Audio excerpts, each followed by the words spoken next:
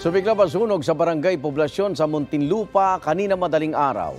Mahigit 60 pamilya ang naapektuhan.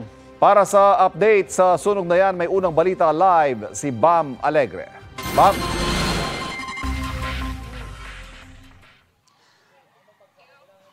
Susan, Igan at Ivan, dikit-dikit yung mga bahay at gawa sa light materials. Kaya mabilis na kumalat yung apoy na magkaroon ng sunog dito pasado alas 3 ng madaling araw. Dito yan sa Rizal Aplaya sa Barangay Poblasyon sa Muntinlupa.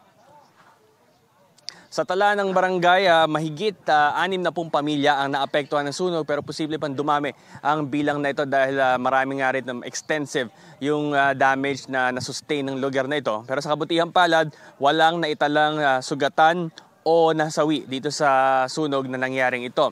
Yung unang alarma ay itinaas pasado alas 3 na madaling araw at shortly after ay naging second alarm siya.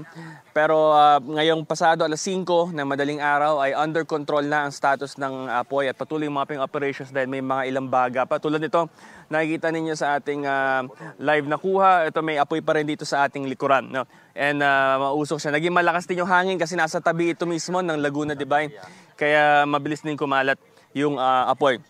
Nakaantabay din yung lokal na pamahalaan para mag-provide din ng needs ng mga nasunugan. May evacuation center na at meron na rin na initial na pagkain nitong mga nasunugan. At patuloy yung investigasyon ng Bureau of Fire Protection sa pinagmulan ng apoy. Ito ang latest mula rito sa Muntinlupa.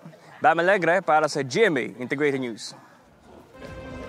Kapuso, para laging una ka sa mga balita, bisitahin at mag-subscribe sa GMA Integrated News sa YouTube. Sa mga kapuso abroad, samahan nyo kami sa GMA Pinoy TV at sa www.gmanews.tv.